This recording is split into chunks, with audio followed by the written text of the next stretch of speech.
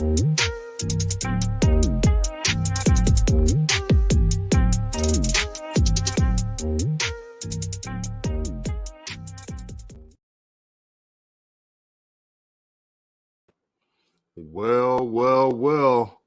It's going on now. We back.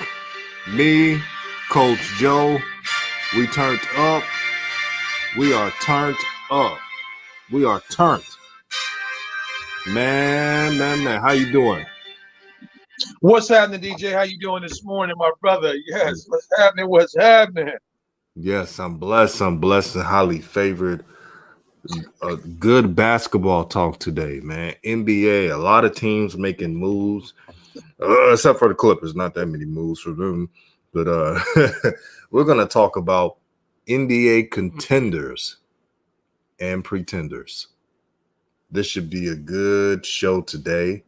You see plenty of moves, Coach Joe. Coach Joe, out of all NBA teams, who has made, in your opinion, the best move that can take them to the next level?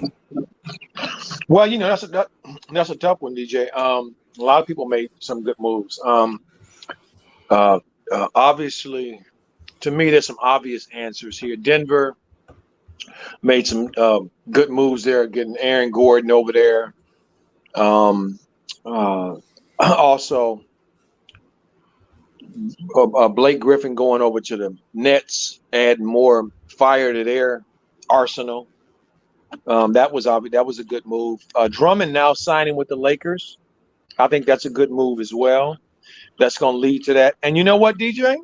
I think the Rondo trade also was a good move for the Clippers. How about that? Oh, yeah, it provides leadership. As we all know, the Clippers, they do not have leadership right now. Mm-hmm. No offense to Kawhi, but he's just not that guy to be leading. Yep. And let's just face the facts. Rondo will pick that edge up because he won't let mediocrity seep through the LA Clippers. So that's a good signing for them. I saw the Nuggets last night against the Atlanta Hawks. Boy, that team looks really good.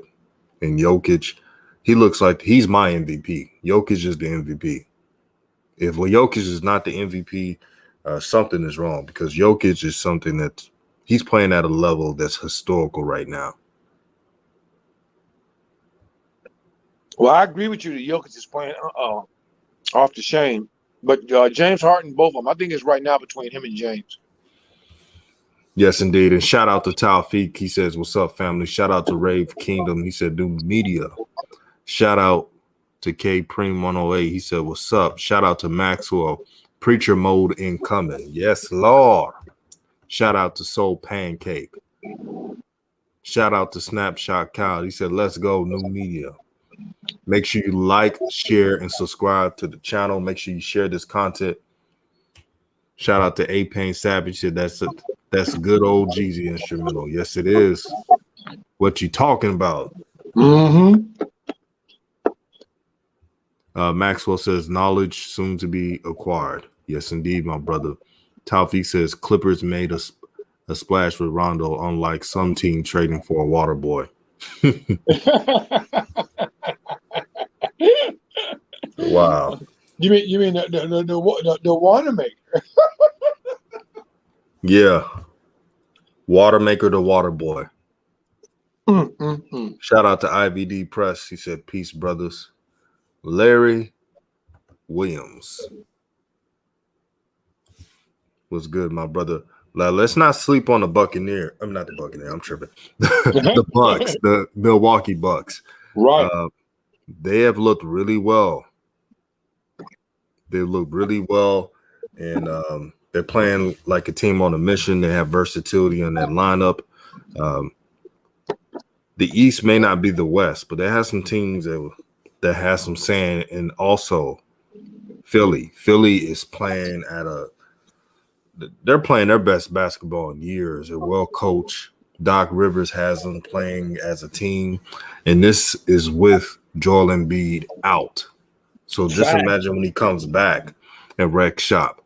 There's not an answer for Joel Embiid. There's nothing you can do, especially when he's on his game and when he's in shape. A. Payne Savage says Skip is the only person from old media to point out that Stan Van Gundy is bad fit for the Pels today. Mm-hmm. Well, even a blind man can see that. It's even though some old media won't admit it, Stan Van Gundy is he's outdated, especially for today's basketball. You got to let your point guards be free. You got to let them be creators. And he's not doing that with Lonzo. He out here experimenting, having Zion at the point forward, doing all that. Yeah, it could be. You could win. You could win games against weak teams doing that, but you can't beat the good ones without structure.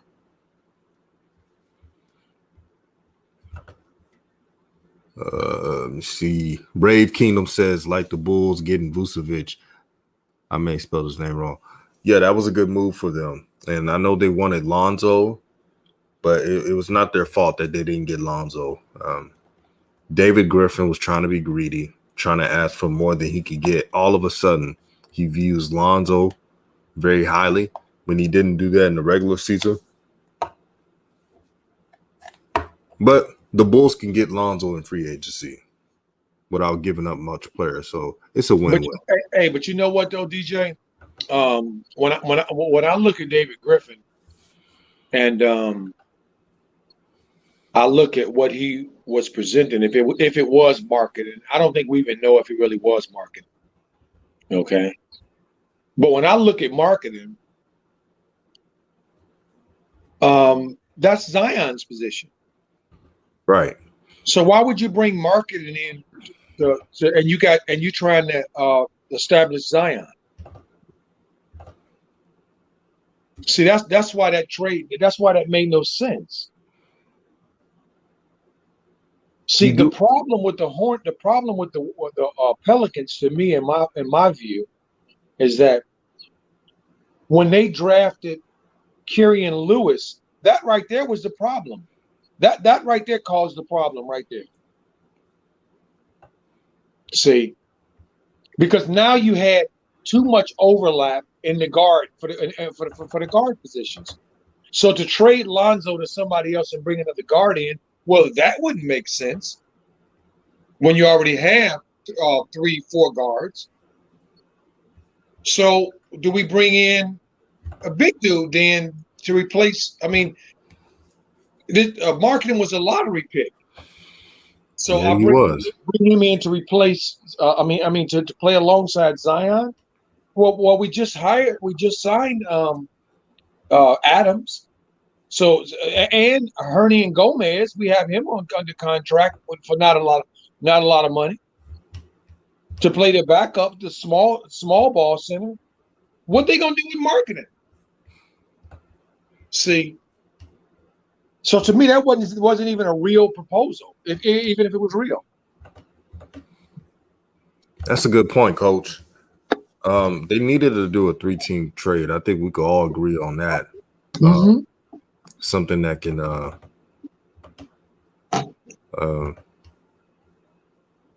benefit both sides. And you know what's crazy, Coach? They did mention that the Bulls were seeking a third team. I think they knew that the Pelicans wanted more than marketing because they already got Zion, and they really just need a stretch 5 that fits with today's game.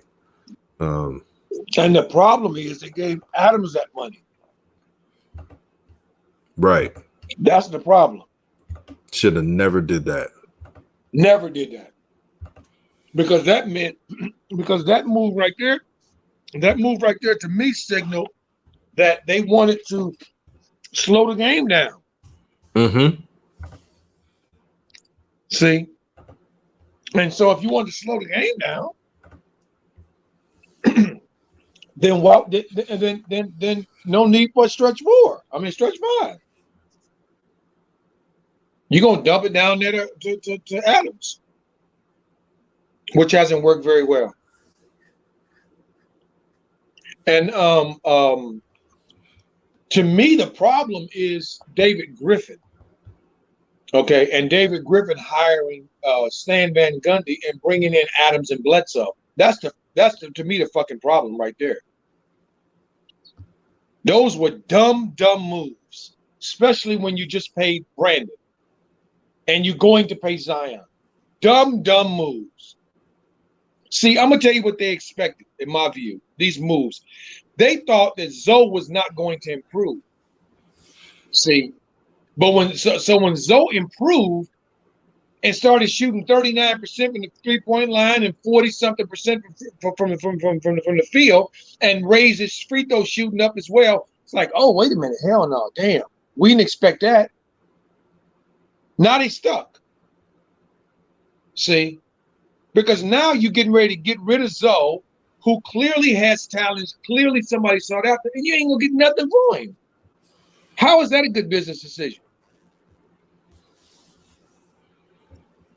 Bad decision after bad decision after bad decision. I made a point in the offseason, coach. I said the Pelicans are going backwards in time, and people didn't really understand where I was coming from.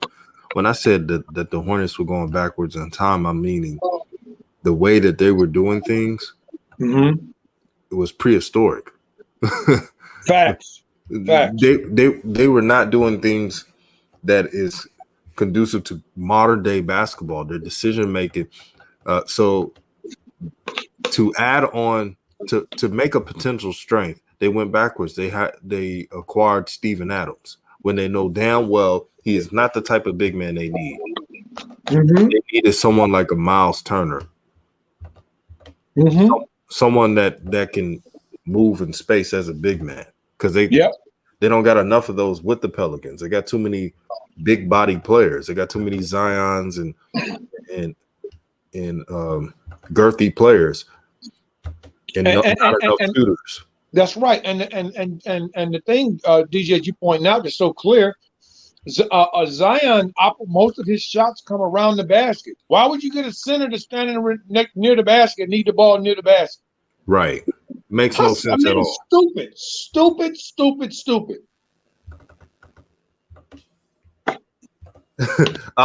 Coach Joe, I was like, come on, Pelicans. Do you even know your weaknesses?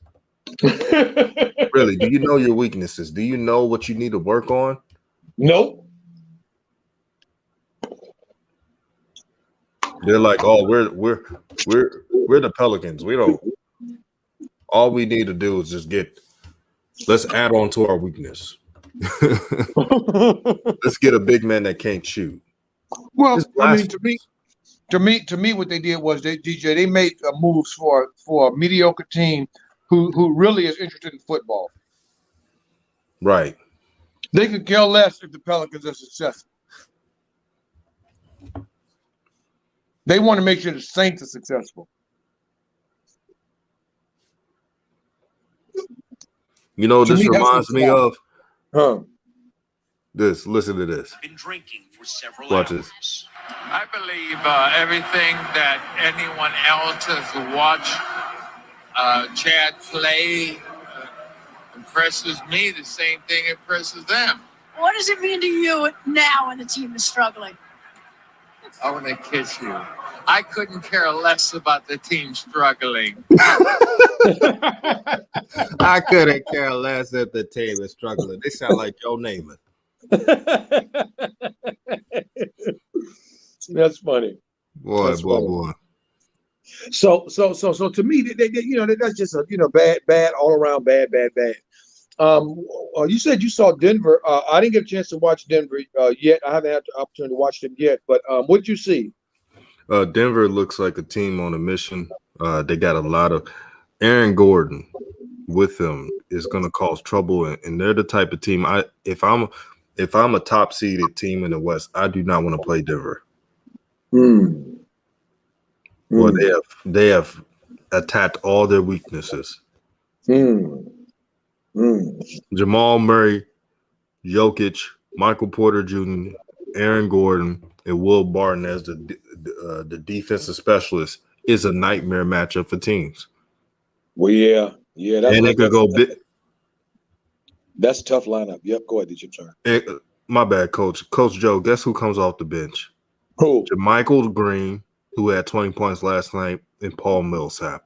Oh yeah, absolutely. Versatility. And shout out to Big Spell One. He said, I still think the Bulls need another player.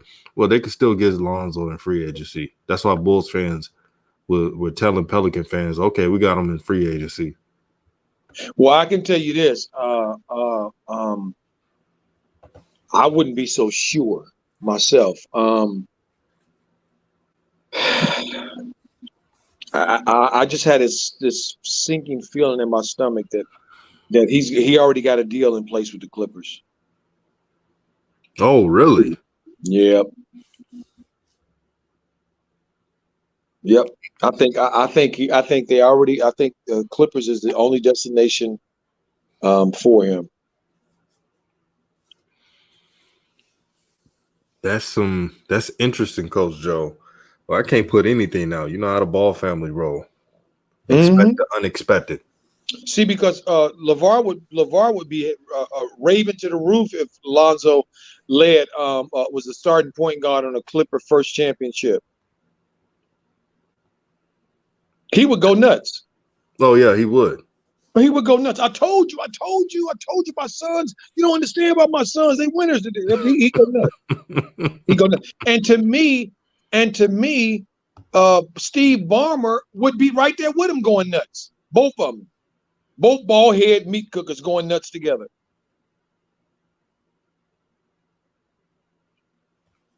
And I think they would love it. I think they would love it. It would be. They'll love it too. Yeah.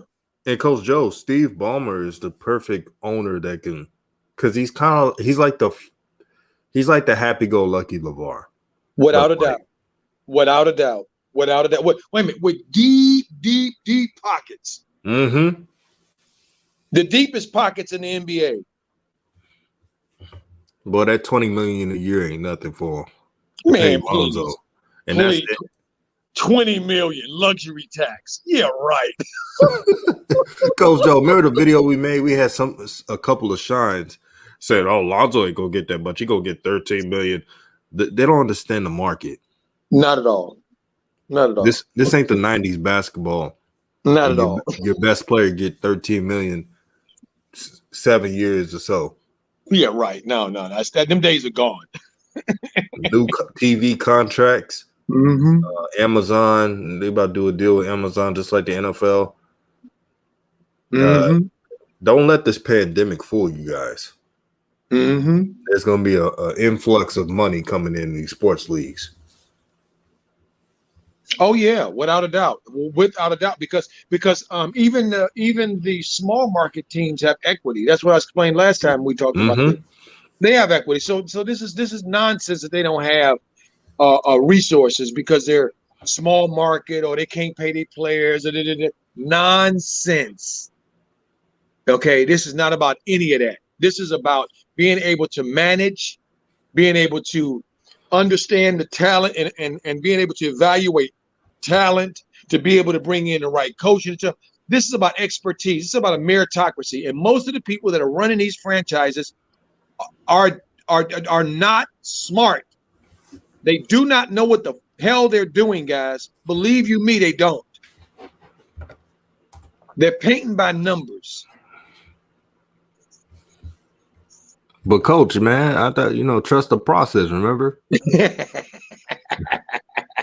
Yeah, exactly. The process. Oh man. See, for me, Lonzo to me has clearly, and everything that he's done since he's been in the NBA to people who understand what he's doing. Okay, clearly is signaling to everybody, I'm just about winning.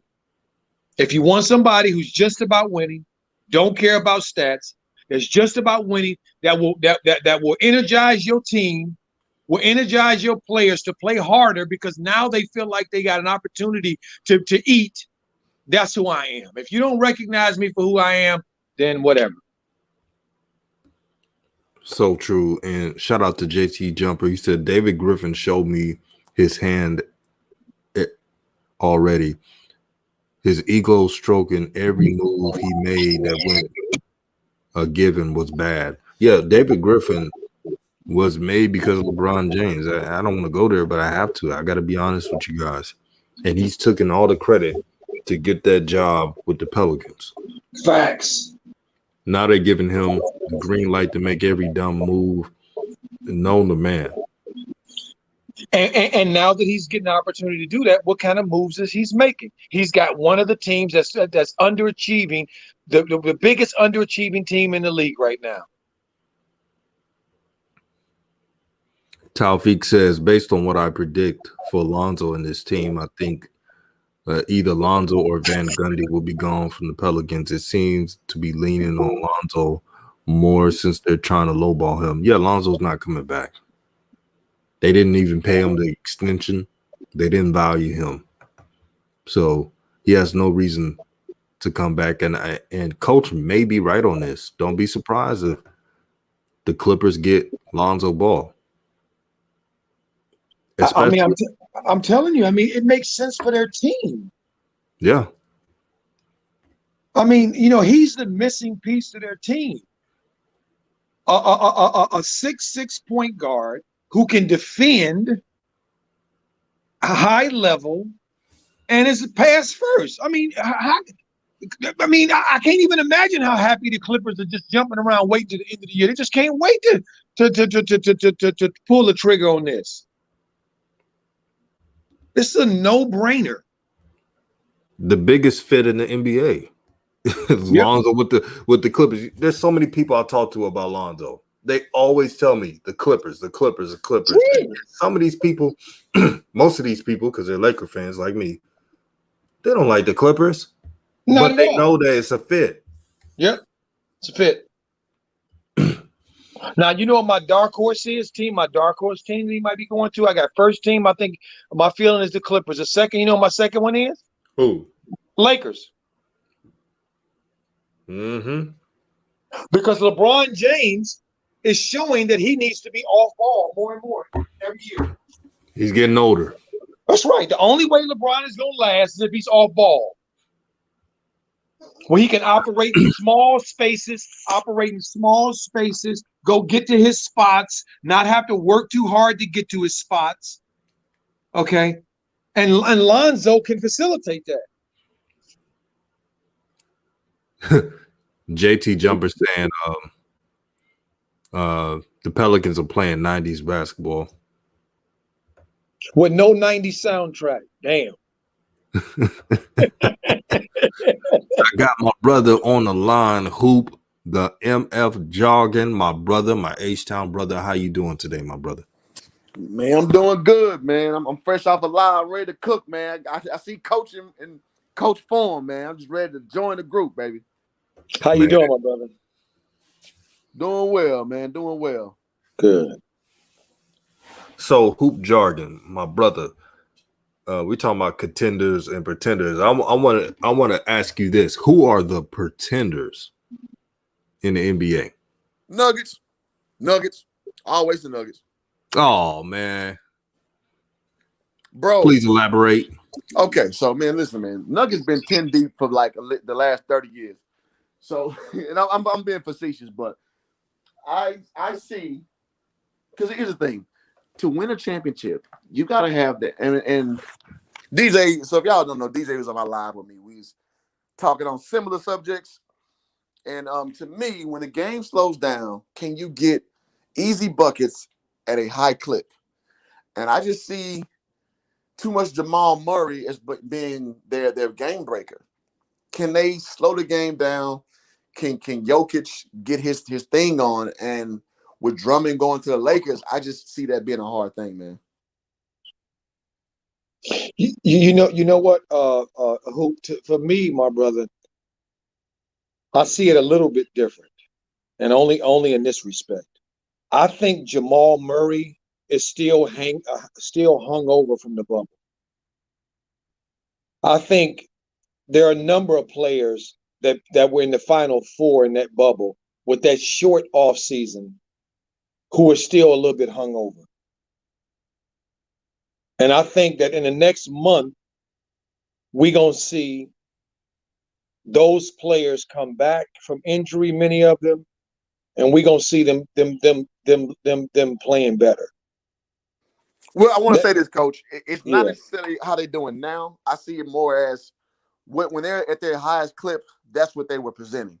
So unless they got some other dynamic that's going to change with, Denver has been the better part of the last 5-6 years, which is more of the sum of the whole. But again, last year, a lot of Jamal Murray. I just got to see something else that's going to translate to long-term success as far as the playoffs is concerned in the West. No, I get that. They still, because for me, yes, they have to clearly show and prove without a doubt. I mean, you can't, you can't keep talking the talk and not walking the walk. However, to me, Jokic is now playing the position and playing where where they can get the most out of his talents. And so I think that right there is going to be the difference. Both of you guys made excellent points, but Hoop Jargon, I get what you're saying, but can you understand the fact that, when I talk about the Nuggets, I'm talking about this year. Let me read the starting lineup that the Nuggets had against the Hawks. Jamal Murray, point guard, Will Barton, small forward, Michael Porter Jr., Aaron Gordon, power forward, and center Jokic. And then on the two deep, Paul Millsap off the bench, JaMychal Green off the bench, Dozier. And then they have Zeke Naji, who is a good big man, young big man. He's a rookie, but he's very talented. Bo. How can I not miss him? Bo. This roster is extremely talented. And I would not be surprised if the Nuggets go to the Western Conference Finals if they click.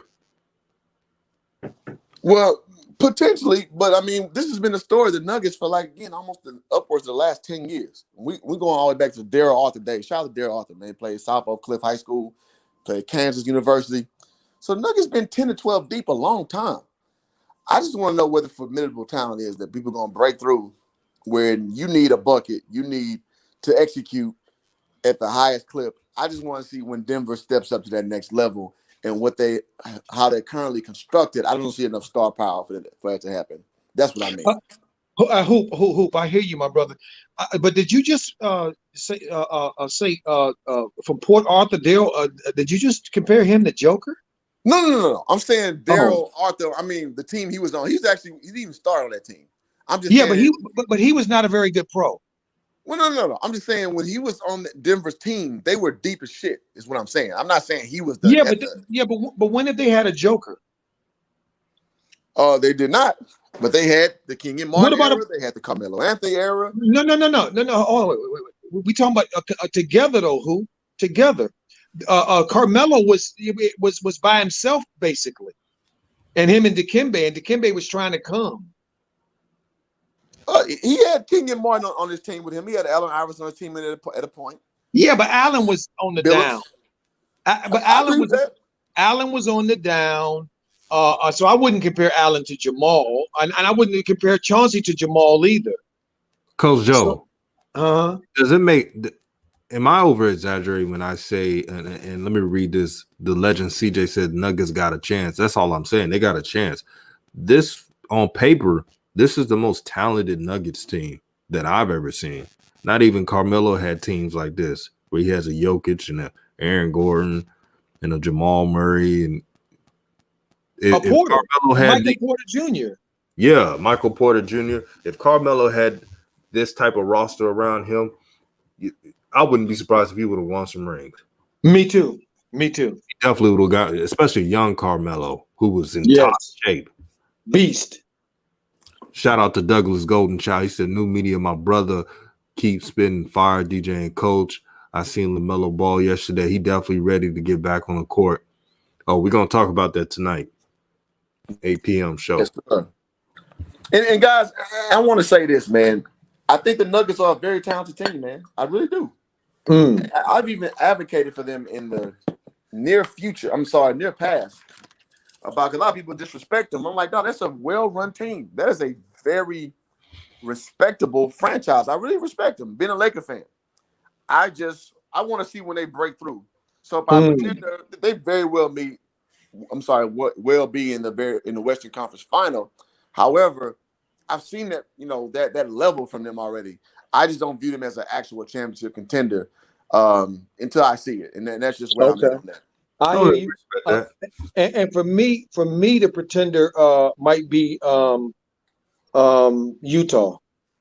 Mm-hmm. Oh yeah. See, Utah to me, it looks like the pretender to me, because you're saying that. To me, Utah is saying that we can depend on the winner championship. JC and Bogdanovich and Joe Ingles. Really? Okay. Well, I want to see that. I want to see them dudes contribute on championship teams. I want to see that, because all of this on season shooting all these damn threes. To me, when the playoffs start, we know it's a different deal. See, to them threes don't flow as good when you get when you get to go home, when there ain't no tomorrow. See, when there ain't no next game to get that bad taste out of your mouth, when you have to hit them damn threes. Are you Stephen Clay then? See, because they hit him when they had to hit him. Y'all ain't hit him yet. I want to see y'all hit him when y'all need to hit him. That's a great point. The Nets are, and I talked with a bunch of fan bases of different teams, whether it's the Clippers, Lakers, Philly, Nets. The one team that they constantly say to look out for is the Denver Nuggets. This, like Cambrio Roberts said, yeah, I agree. The Nuggets have never been this good. They've never had a roster like this. Ever. They're playing so confident right now that the Nuggets, if you are matched up with them in the playoffs, it's going to be a long, long day, because they got firepower. And Michael Porter Jr., no matter if you like him or not, he's playing at a level with such confidence. He believes he could outscore anybody. This is a dangerous team. Coach hit it out the ballpark with the Jazz. The Jazz, if you told a contending team, who would you rather play first, the Nuggets or the Jazz? They'll say the Jazz. Because Rudy Gobert, even though he's a defensive elite player, he's not going to do what Jokic could do. Jokic put fear into these teams. You have never seen a big like Jokic that could pass, that could do it all. Jokic is a point center. It's been a while since we've seen a point center. I mean, I haven't seen. I'm not saying he's Hakeem Olajuwon, but Hakeem Olajuwon is the last big I've seen that can get assists and rebounds and can run the break. It's been that long. Well, I would say Bam got a little bit of that in him. Nah, I don't think Bam got that on him, brother. I respect Bam, but I don't think Bam can do what Jokic can do. Plus, Bam is undersized, but he is a dog. Yeah, I'm just saying he can do those things. I ain't saying he had that high of a clip, but I'm just saying he got that skill. Right. I get what you're saying. Sorry about that, bro. Dom 34 says, yes, how many years do the Nuggets have to reach the finals? They got I'm giving them a 3-year span. They could win it either of those 3 years. See, DJ, to me, and to who? To me, my brothers, Jokic is actually playing the point center position on this team. Not just occasionally bringing the ball down. He's actually bringing the ball down a lot, instigating the offense. I mean, initiating the offense. That's different to me. You know what, Coach Joe? You have a point. When has a center done that full time? Never. He's the first one that's doing it full time. That's why Jamal Murray, even though he's listed as a point guard, he's actually playing shooting guard, which is a strength to him. Facts. Less responsibility, less errors. And with Jokic, do you know that Jokic has less turnovers than the average point guard, and he's not even a point? Facts. This dude is really, really talented. I love Joker. I Well, love Joker. Well, I would say this too. You know, we got to factor this in as well. And I'm not taking away from Joker. I love big men. Like I'm a big man advocate. If you don't have a big man checking you 94, you know, it does change things a little bit as far as turnovers is concerned. But no, I think that's a very cultural argument y'all bringing up. You know, and to me in the Eastern Conference, to me, Milwaukee is the fraud. I don't believe in nothing about the Milwaukee Bucks. Nothing. There is not one dog to me over there other than Drew Holiday. One dog, Drew Holiday. And he ain't really shown that he's a dog in the playoffs and won, or at least got real far. So we ain't seen him in deep waters really yet. But I don't believe nothing with these Milwaukee Bucks, man. Nothing. You saying Giannis not a dog, coach? Who? You saying Giannis? Am I saying, coach? Are you saying? Am I saying that Giannis is not a dog? Hell no, he's a European. Oh, whoa, coach. He a European, and if you and unless you from one of those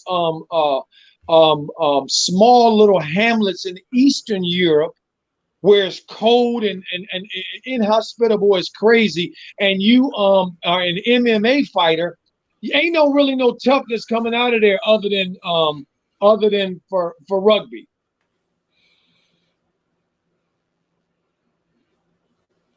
Coach, I don't know, man. I seen Dirk be a dog, and I see a lot of it not in him his whole career. You know what I'm saying? I was talking about this on my live stream with, huh? You mean Dirk? Yeah, I'm saying I saw his career, and I literally said this on my live DJ an hour ago. He did not show to be a dog at all, and he figured it out. So I can't say I've never seen European dog, Coach. Well, I mean, look, I'm not taking anything away from Dirk Nowitzki, and there is no way anybody can. I'm waiting for somebody to convince me that he was the leader on that team, the leader in that locker room. Maybe not the locker room, but on the floor, Coach. That offense went through him. And he added so many more elements to the game. Yeah, but it took forever, but he found. No, but Hoop, you got to admit, everybody, you just admit though. It's got to work out in the locker room first.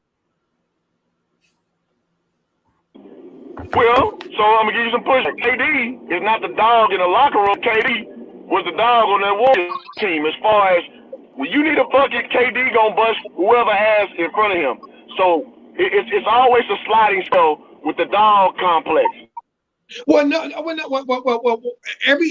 I don't agree with. I don't see that with Dirk and Kevin, because Kevin has been killing and putting bodies and collecting bodies since he was at Texas. I don't understand. Since he was with the AAU, the Washington D.C. AAU team. I watched Kevin then.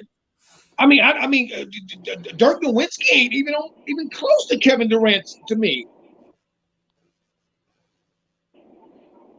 Well, Coach, if you listen to people say, and I'm only saying this, I've been running a sports group for 10 years, so I see a lot of opinions.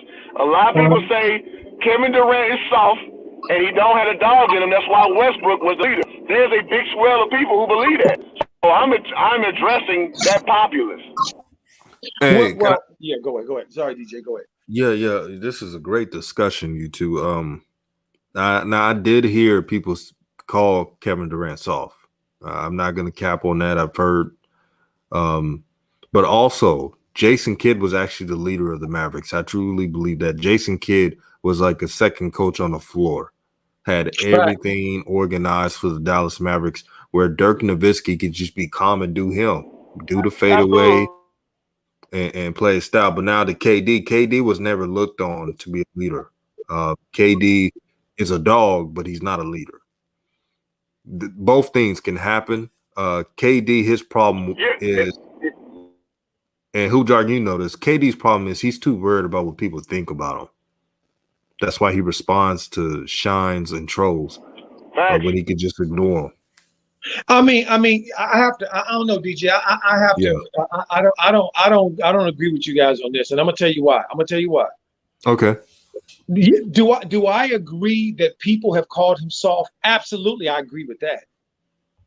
I'm not going to dispute that. I'm not even going to even say anything to talk about that, because I don't. People's opinions about Kevin have been off for years to me. Kevin's personality and how he's sensitive personality. While he is, if I'm not mistaken, he's a mama's boy and he's a single child.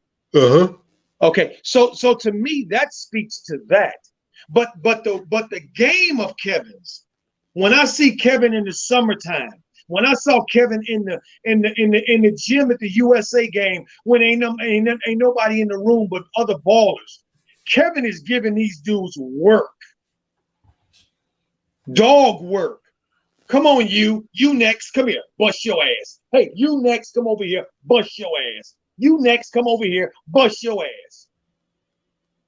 I think that because Kevin's not demonstrative in terms of his talking and stuff, and his leadership sounds like traditional leaders, but his game is undeniable, dog, as far as I'm concerned. And Coach Joe. So, Coach, I'm gonna put. Oh, go ahead, DJ. No, it's okay. I'm just make this quick point, Coach Joe. One thing I love bringing you on the show is that you always teach us about the game and the players that play in it. I think we could come to a common ground with KD. That's why I say that he's not like the vocal leader, but he's a dog. KD is the number one player in the NBA, where you call the take charge player on the court. If you need a bucket, KD is the number one, not LeBron, and I respect LeBron, but everybody knows KD. KD, because he's a matchup nightmare. And he wants that smoke, and he wants that smoke. That's the difference to me. He's always wanted that smoke. True, Coach. But I think what Hoop Jargon is talking about is like the ultimate leader of the team. If you look at the Nets, some people will say the leader of the team is DeAndre Jordan, even though DeAndre is not the best, and it's not even close. DeAndre brings the team together. DeAndre has a calm presence that brings the brotherhood together for the Nets. Hoop Jargon, what do you think about that? The leader, who's the leader, in your opinion, of the Nets? Well, you know, the Nets are like, it's a funny case study because nobody's like there as a whole for long enough time to really evaluate correctly. You know what I'm saying? Somebody hurt, right. Somebody sitting, you just got hardened, you know what I mean? So it's like an amoeba situation where it's like, whatever, but like to your point, the table seems like it's DeAndre Jordan, man. Like, and by far, he's not the best player. I think we all can agree to that. Even in his prime, he wouldn't be the best player in that gym. So I think as it stands, the emotional leader, it kind of reminds me of Draymond to the Warriors, of what he meant to them. The third most talented, but in the locker room, having the fingerprint on the team, I can see the parallel in their regard. Yeah, and it takes.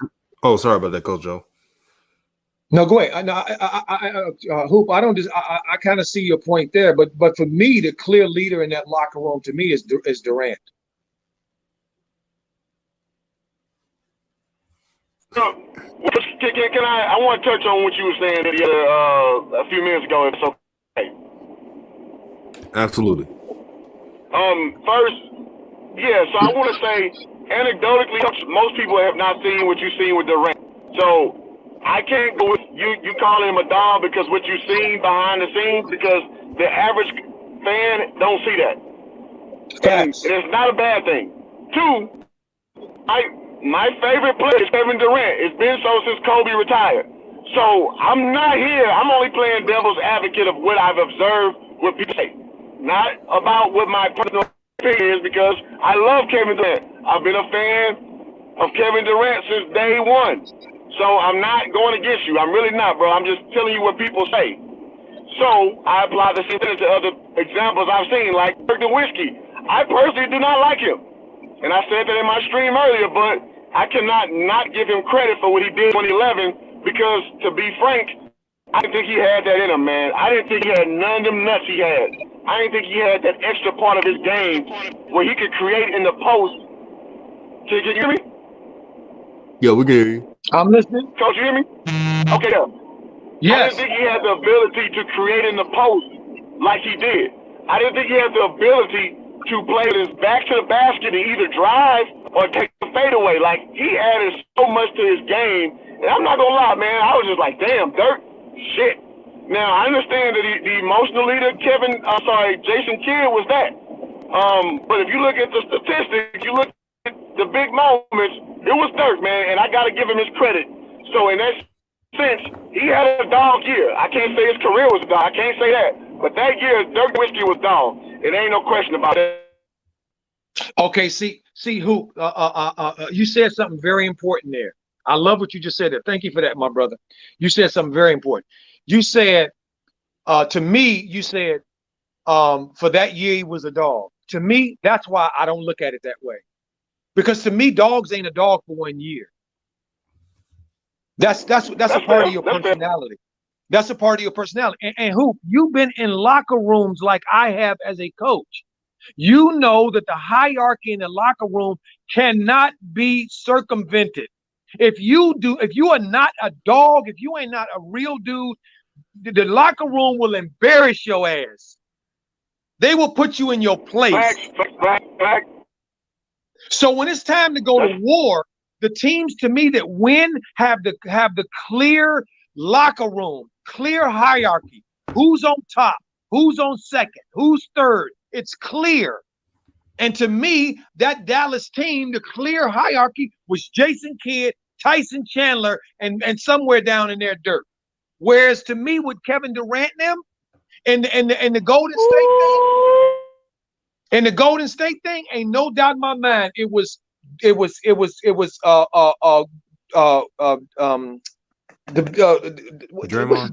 Draymond Green, okay, and Kevin right there.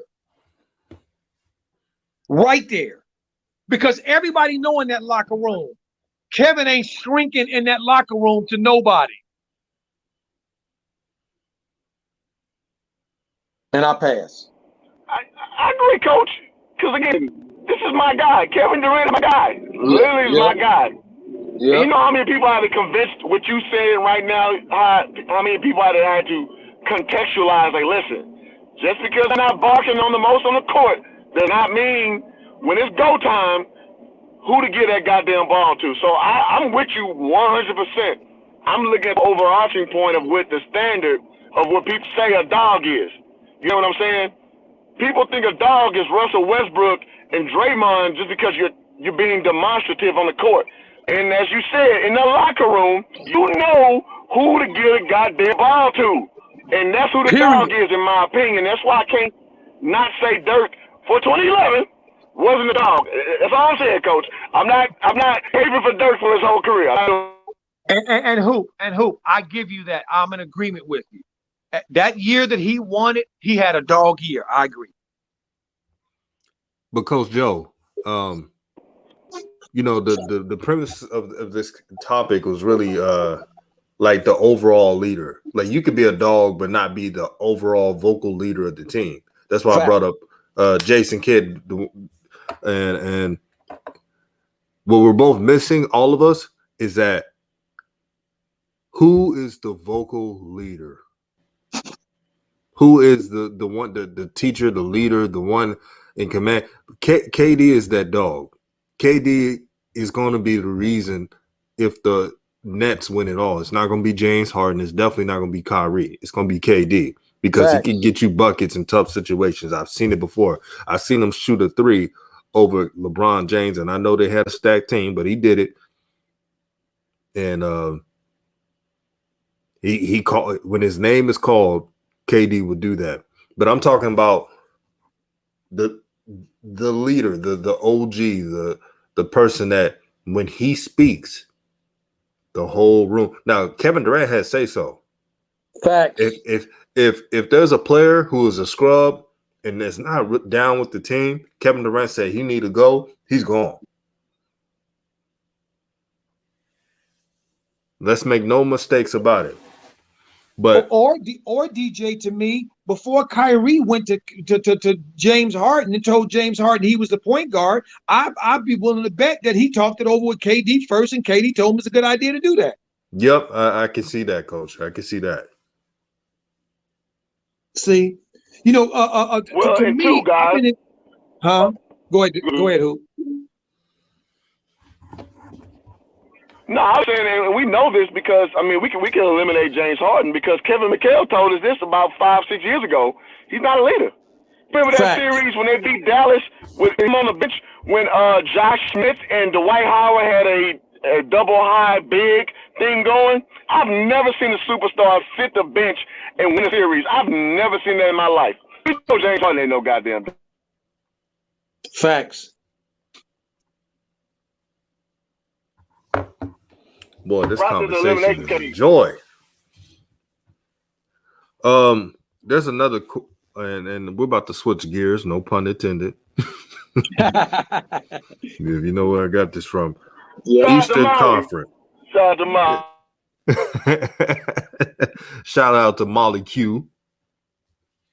The Hornets are they really a legit playoff team, you think, or you think they're just taking advantage that teams are? Coach Joe eloquently pointed out that the teams in the bubble, this is their offseason pretty much. They're playing into shape. That's why I said give me a month before I could judge the Hornets. Do you think the Hornets could be where they're at, a top 5 seed, or you think that will diminish in a month or so? I'll go first if y'all allow me. Absolutely. Hell no. To the hell no. To the hell no. Nah, bro, like, come on, man. Come on, man. Like we now they overachieve at this point, man. I think we all can agree they overachieve, and we who believes in LaMelo Ball from day one. It's an overachievement, but we kind of, best case scenario, expect them to be where they are with that type of special kid that you got. Now, we don't know what his health is. I know he had the successful surgery, and y'all can update me. Is he expected to come back this year? Yeah. Yeah, that's what I'm hearing. Yeah, he's expected to come back because the injury, everything so far has been trending to the best possible outcome. Okay. So with that being said, it's potentially a first round victory, and that's it.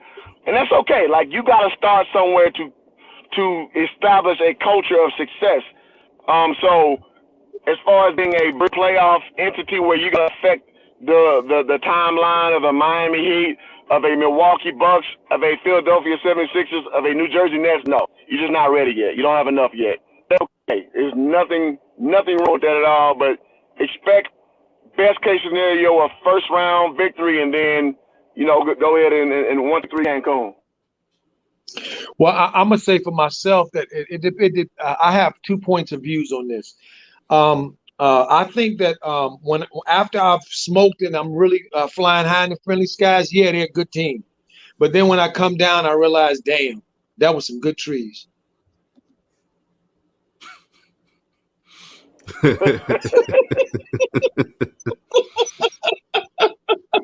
So yeah, I think. Goddamn, Coach, boy, that's why I love you, bro. You're a funny dude, man.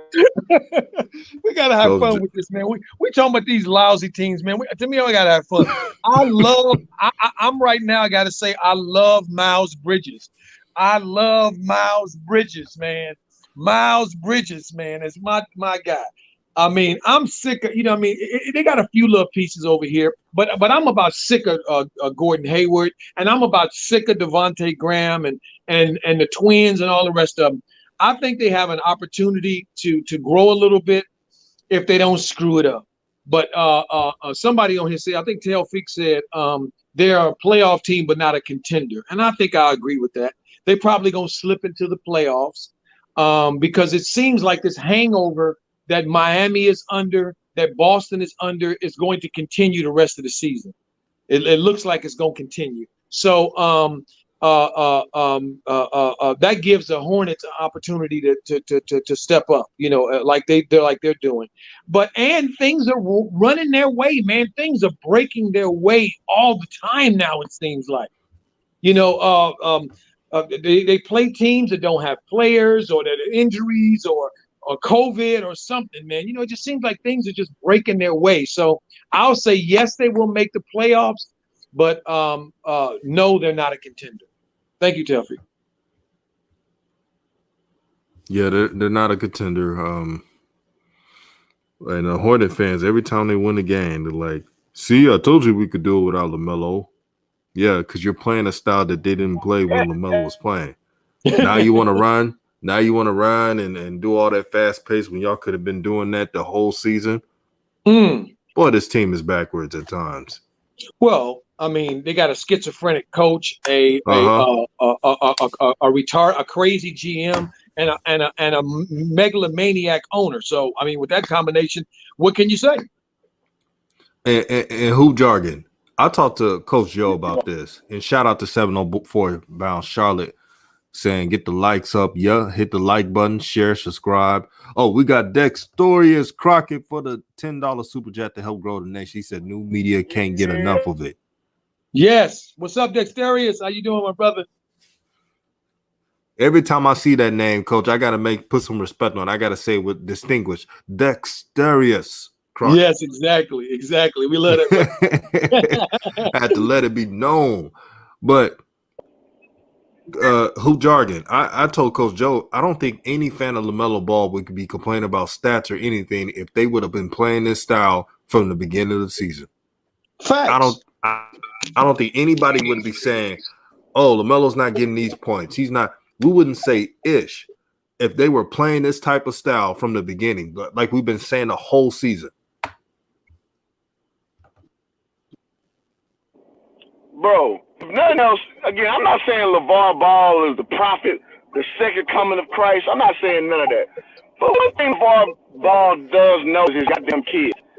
And he knows he's training them plays since day one. And he's always told you this shit. You got to run because they're going to give the ball up early if they see it. Or if not, they're going to play like it's our possessions. I mean, we saw this in the JVA, right? The JVA was about possessions.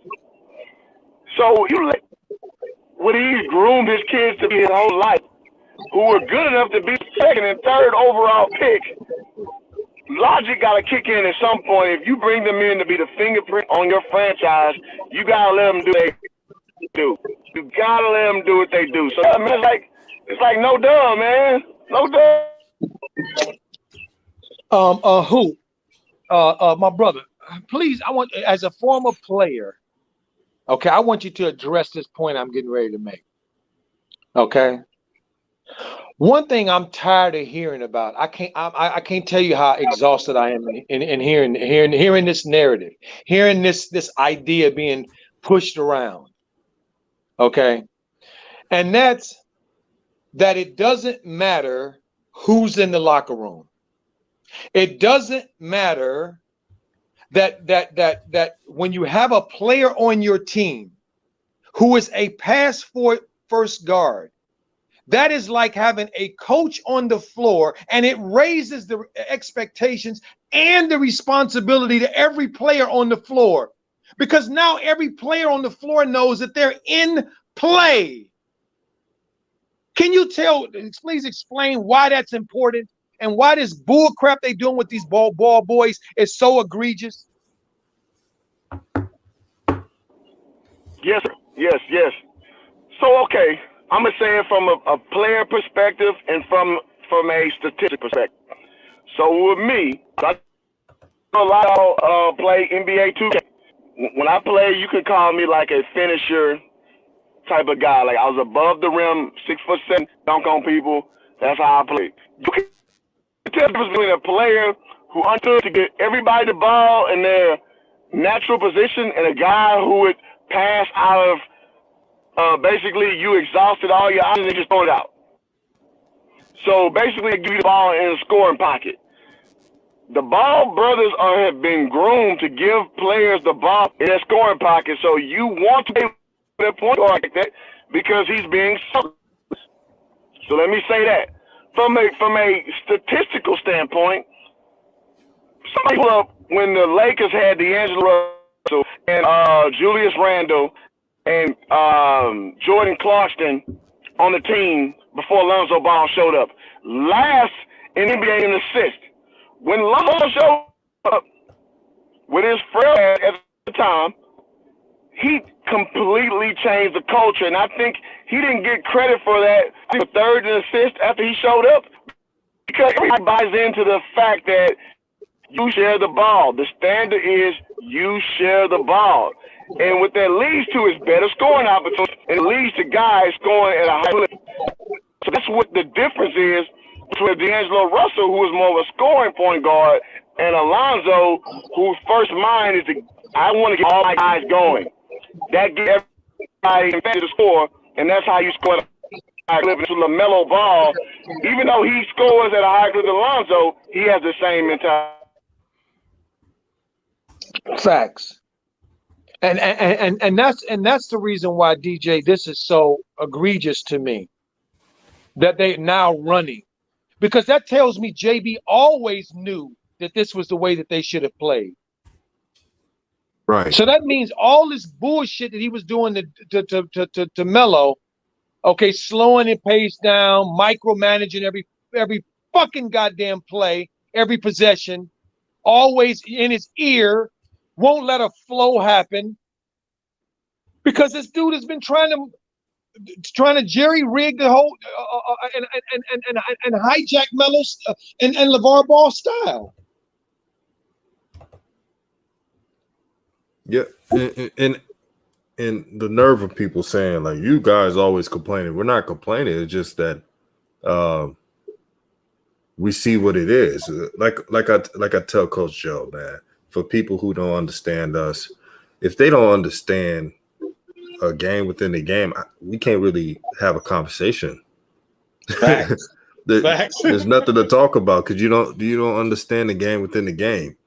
Right. They all of a sudden started to run, but they didn't do it when they had that engine in LaMelo Ball.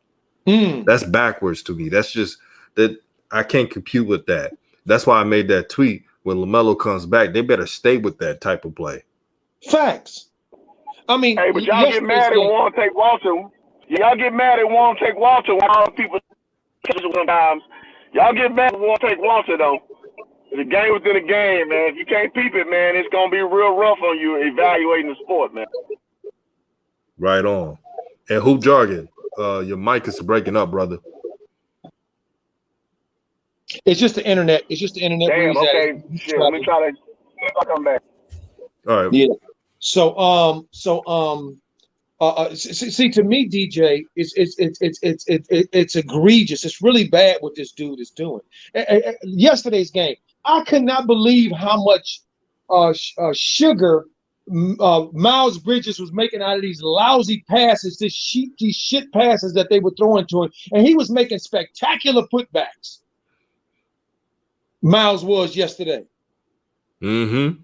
I mean, one of them they called off with Chris Paul fouling, and he even managed to getting smashed. He even managed to put it up and in. Okay. When Melo was in the game, we rarely saw Airbnb because JB shut it down. Now we're seeing Airbnb now again. Now we're seeing Bridges, people throwing the ball left and right all around the basket. The Bridges trying to get it. Man, y'all so, and they're gonna mess around and get him hurt too, because these dudes cannot throw the ball right. They can't. And shout out Uncle Rico. He said, "What's good, Kings? What's good, my brother?" Shout out to Cambria Roberts said the coach should be ashamed of himself for playing mind games with a 19-year-old. That's exactly what we've been saying. But they, for some reason, certain, not all Charlotte fans believe this coach, James Borrego, is like a 500 coach at that. He's below 400 for a reason. That's right.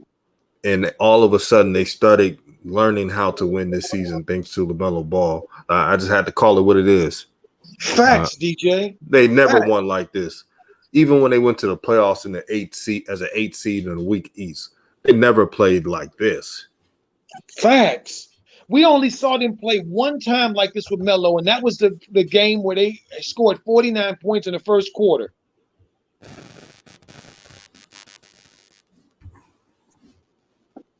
Talk to him, coach. See, Talk to him, man. see, this is the truth, and they trying to act like that it ain't. But we got all eyes on that. And when LaMelo comes back, and if we don't see, and shout out to Douglas Goldenchild, he said, "Facts, DJ and Coach, y'all cooking. Thank you for supporting all the videos, my brother." Thank you, Douglas. Shout out to Leon Black. He said, "Child abuse, that's the Hornets culture method for this kid." But that's why we call him out the way we do, man. We see the jig. The jig is up. Now you want to do this, but you have a franchise point guard, and you want to slow him down. No, even more than that, though, DJ. You want to disparage him and act like you need to teach him what he needs to do, when in fact he is coming equipped to do what you need him to do, and you won't let him do it, and then you marginalize him and act like he ain't doing what you asking him to do. This is horrible. Leon Black is right. This is child abuse. Well, I got to say, Coach, I'm not trying to boost anybody up, but the subs we got, man. Oh, this is our family. Yeah, this is family, man. New Media is family, and that's why you subscribe to us, because most subs are just gonna go. Other channels are just gonna go around and stick with the status quo. But on this platform, they don't feel at home. Right? Coach, I want you to listen to Juwan Howard. I want you all to listen to him. Juwan Howard. This is why he's successful at Michigan. This is what he talks about in today. The importance of giving players confidence today. This is what he said. Yeah. Well, why not give them confidence? That's what we're here for, to empower these young men who's put in a lot of hard work and effort each and every day in practice, games. If you break their confidence, then they will not be able to go out there and compete at a high level. The trust is earned not only just from the players, but also coaches. We have to earn their trust. And so with all the work that we put in practice, we see what our guys provide from a skill level. Well, see, that's coaching. That's coaching. Let me tell you coaching. DJ, can I say something, please? Absolutely. That clip you just, first of all, let me say full disclosure. I'm from Chicago originally, went to CBS for a year. Juwan Howard went there as well. I know Juwan, so I'm a big fan of his. But let me say this so everybody will understand. This is why Coach goes in on JB so bad, because to me, coaching is about being a mentor. It is not just about X's and O's. It's about the person. It's about who they are. It's about their family. It's about what brought them to you. It's about coming together as a family. It's about helping and uplifting. But a lot of these shines and a lot of these assholes that want to turn the game that we play and people want to see us play into some corporate bullshit where it's about painting by the numbers. See, where you don't care about nobody. You just care about what they produce. You don't care about lifting them up. You don't care about supporting them. You don't care about encouraging them. You don't care about none of that. All you care about is getting what you can get. See, and there are people who wouldn't even give Juwan Howard a god-doggone interview in the NBA. Imagine what this dude would be like on the bench in Charlotte. Woo! Go ahead, TJ. Preaching, man. You preaching. So Hoop Jargon, I played a clip of Jawan Howard, the brother who's doing really well at Michigan, saying the importance of giving a player confidence, of building around the players as a player's game. And that's what coaching is about. It's not all about X's and O's all the time. It's about relationships. What do you think about that, brother? And been a part of actual Division I coaching staff, having many friends who are Division I coaches who I talk to all the time. I'll name a few. Adam Brooks at Baylor, Uric Malagy at Texas Tech, Calvin Hester at La Tech, and my old coach Byron at IUPUI, whatever the hell that the acronym is for. Just to name the four that I talk to most frequently. There is I'm not gonna say who says what, but there is a undercurrent of understanding, like coach, that is what you ideally want, for sure. You want to build character, you want to develop, you want to do all those things. But you got guys like, let's say Calipari, that's not his model. His model is to produce the best product, recruit at the highest clip, and put them in a position to be drafted as high as they can. So let's look at his people. Michael Kidd Gilchrist, trash. The Harrison twins, trash. He's going. Now, he got the John Wall, the Boogie Cousins under his tutelage as well, but he's produced a lot of like junk. But he sold them. You understand what I'm saying? So I understand both of them. If I'm coaching, I'm more what Coach Joe is saying. I want to develop character. I want to develop guys to be better men past my program, whether they make it at a high clip or not. But I do understand both spectrums, and it's like the game is entertainment at the end of it. And if you don't like it, no problem. But just understand that fundamentally, coaches are all over the place as far as their actual goals they want for their guys. No matter what they say to you in the living room, they root you. The overall perspective is different behind closed doors. And I'll leave the floor to y'all. Hey, let me read this by Dextorius Croc. He said Melo's supposed to be rehabbing, but the Hornets got his presence around the team for high-spirited feeling. This is Melo's vibe. Absolutely. He was on the bench. Oh, yeah. They feed off that. Oh, yeah. See, to me, DJ and Hoop, my brothers, to me, I like to go to the root of a thing. To me, if you want to know about what a thing is, you have to look at the root of a thing. See, I can't look at just the top of the trees and the foliage of the trees at the top and understand what this tree is really about, how old this tree is, how long it's been around. I have to look at the root of a thing. The root of coaching has always been about when they allowed our boys to be a part of NCAA. When we agreed and allowed for them to take the black colleges away from us, where all our boys was pretty much coming from, and we start integrating with them. What they did then is they changed. They changed from being coaches that look to help their kids, empower their kids, to love their kids. It turned into corporate and business. Let's see what we can get out of these niggas. Let's get what we can get out of them. See, we don't have to educate them. We don't have to really help them at all. Let's just set up a system, get the most that we can get out of them, use them as much as we possibly can, and then discard them. That's the current system that we see now. That's what led to Ed O'Bannon, suing the NCAA. Okay, for all of its shenanigans. Those shenanigans didn't start with when he was at UCLA. Those shenanigans went on way back. As I just enumerated, from when we first started integrating into NCAA basketball. See, because they don't see us as their boys.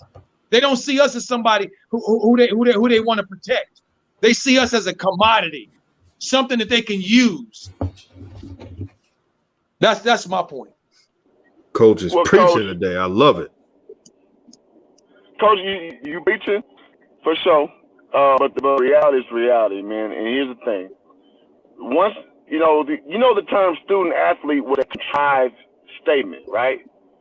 That statement comes up that came from a statement not to pay players workers' compensation, meaning when you can have basically your players as entities that do not get paid or get like hazard pay or what have you. So that is y'all look this up on.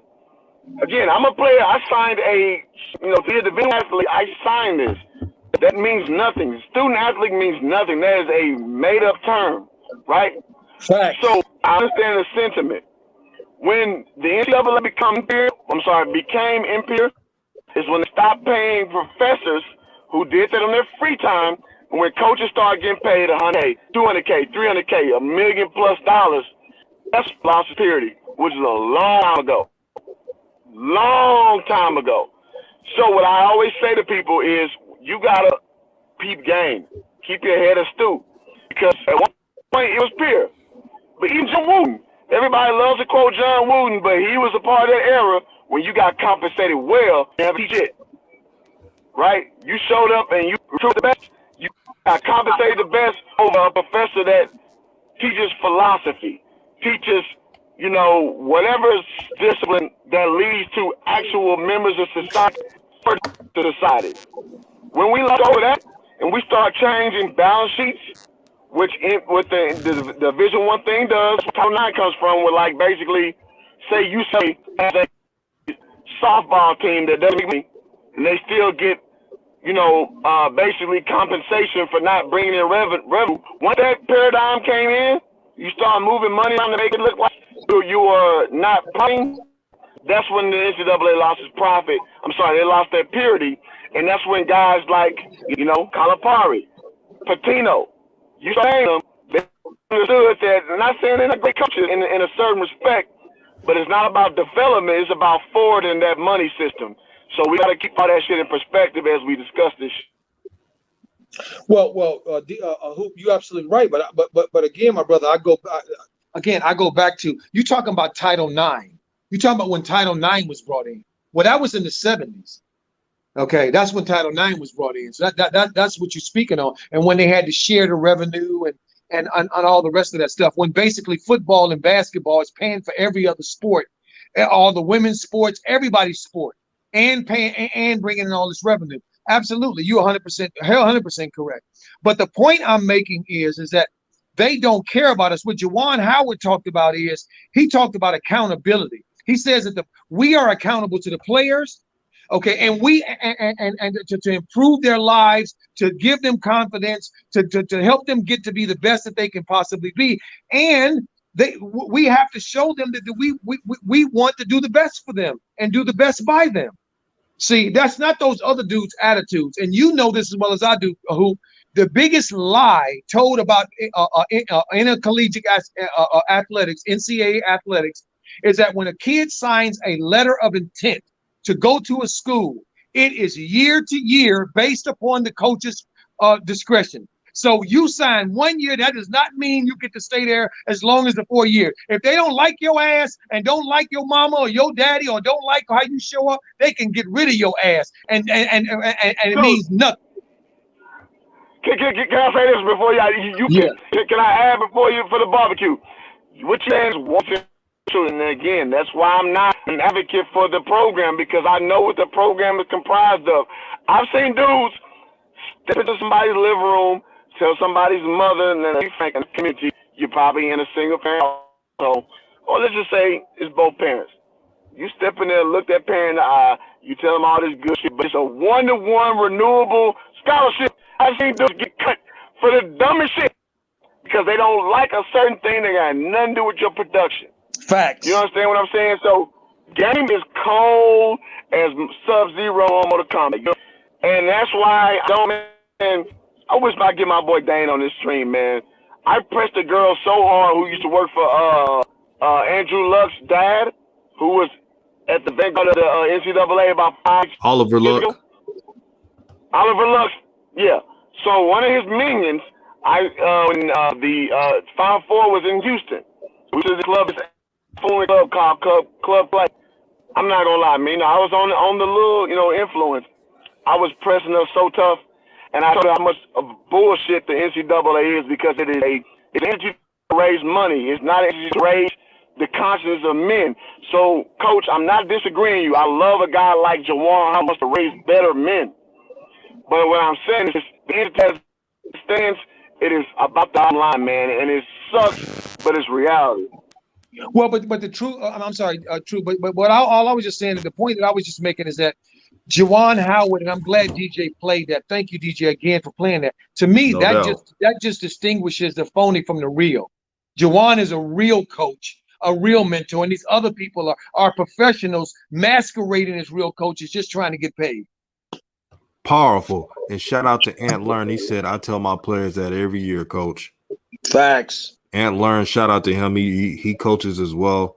Doing a good thing in the community. Shout out to you, Ant Learn. I respect coaches like that. Like Juwan Howard.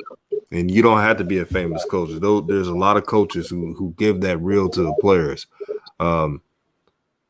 The best thing I learned about life in general, and especially in sports, especially my father would tell me,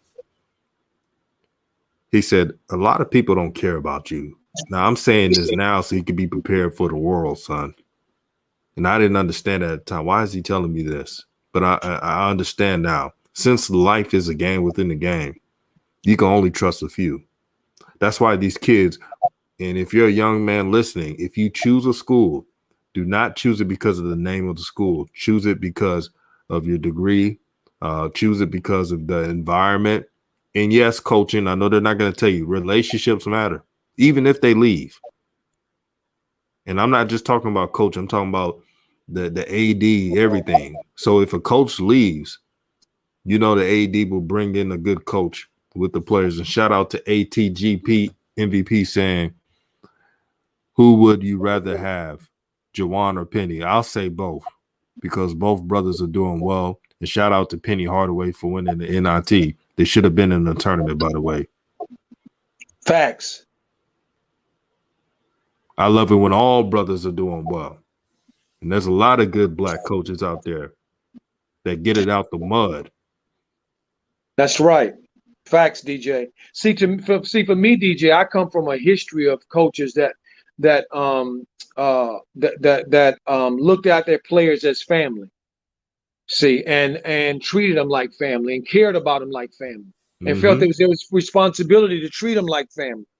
See, Hoop, you're right about John Wooden, but one thing about John Wooden I will say is that John Wooden always said over and over and over again that it was his pleasure to coach those young men, that it was because of them that they elevated him to this level. He always gave the players credit, and he also made sure that some funds got broke off heading their way too, back in the day. So true. And before we go, I'm gonna give y'all the last word of the day. It's been a great show, amazing show. Shout out to the subs. Make sure to tune in to the 8 p.m. Pacific time show. Any last words, Hoop Jargon and Coach Joe? Yeah, I just want to say to the family in the room, thank you guys for showing up. I appreciate you guys always, family, coming into the room, giving of your time, giving of your energy, keeping the stream going, inspiring, and giving us energy because you do. We thank you, DJ. Appreciate you, my brother, so much at hashtag New Media, DJ's Raw and Cut Truth, Nation United. My brother Hoop Jargon, my brother's always good, my brother. When I get a chance to talk with you and share with you, because what we do, my brother, is I feel like we break down, we drill down so that we can give people a real understanding of what we're talking about. And I think that's a beautiful thing. So I always like to leave with Ubuntu. Because of you, I am. Because of me, we are. You are. We are. Thank you so much, guys. Thank you. Blessings. Yeah, and I just want to add to that. I love the fact that we have the platform to do this because me and Coach, I think we argue every stream. It's okay. We don't go and be like, you know, it's a beautiful thing because Coach is older than me. He has a perspective different than mine. I'm older than DJ. DJ has a perspective different than mine. So it's like 3 different levels that you are getting a good opinion from. So I think that's the beauty of this from? You know what I mean? Facts. That's what this is out. We can, because in life, three people can look at one thing in three different definitions of what they saw. You understand me? So Facts. that is the beauty of the situation, because we're not separated where it's a good balance. So I'm happy to be a part of it. Y'all can follow me. Not it's cool either way. I love being a part of this because the most thing I like talking about in life is sports, namely basketball. I can talk this till the cows come home. You know what I mean? So I love the fact I'm involved with this experience, man. So thank you, DJ. Thank y'all, everybody in the chat. Whether you agree with me or you think I'm the dumbest that walk this earth, it's all either way. And everybody is involved with this process that is new media. I gotta say that. Hey, Hoop, before you go, I just want to say this. My brother, I'm available to you, my brother, at any time. You want me, if you want to invite me on your show, my brothers, we can talk about it, whatever. I'm available to you. This is new media. To me, this is what we have to do. We have to be available to each other. New media. Done deal. I got you, Coach. I love it, man. This one is all about subscribe to Hoop Jargon. He's almost at 700 subs, but they better not hope he gets to 1,000 subs. He making a video every day. Facts. Hey, it's because DJ too, man. DJ's inspired me once again to get my hustle on, man. So I gotta give DJ so much credit for spitting out. This time last year probably had about 200 subscribers. Right. And that's where he's at, man. You know what I'm saying? That's so respectful, man. So I do want to give DJ his credit in that respect. Thank you, my brother, man. And I want to thank all the subs for supporting me when I was at 200 subs to almost 4,000. And the thing I like about New Media Nation United, these are organic subs. These are all built because of they believe in our message. Yeah. I'll take that any day. I don't need 100,000 subs. That's fake. I need organic subs who can relate to what we spitting. And Coach Joe, thank you for being a blessing to New Media. That's why I call you the OG of New Media, one of the most unselfish brothers around, a mentor. Every time I need to talk about life, Coach Joe is always there. And I listen because I respect the OG. Well, thank you. You're welcome, DJ, and that's why I'm always here for you, my brother. You know that. We both have agreed that the Most High brought us together on this platform, and we're gonna ride because the Most High did this, and we're gonna say yes to the Most High. Absolutely. And Uncle Vern. Uncle Vern, what's up, my OG? That's my OG, DJ. Hey man, you know we're gonna play your theme song. Let's roll out. Love Peace you, out, Vern. everybody. Yeah, man. Peace out. Shit, bro. And a 1, a 2, a 1, 2, 3, and go. Let me tell you something. Back in my day, let me show you.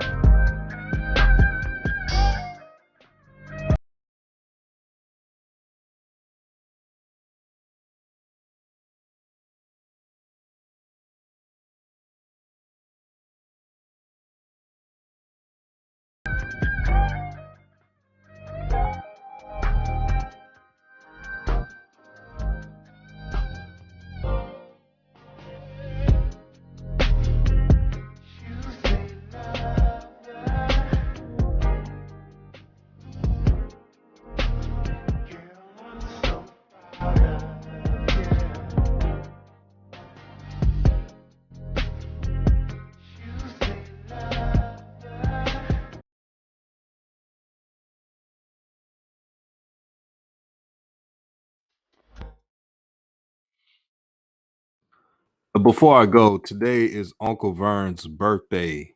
Happy birthday to you, Unc. And blessing to this channel, man. And pray for more years to come. Everybody say a happy birthday to Uncle Vern. Blessings. Salute. and let's ride out.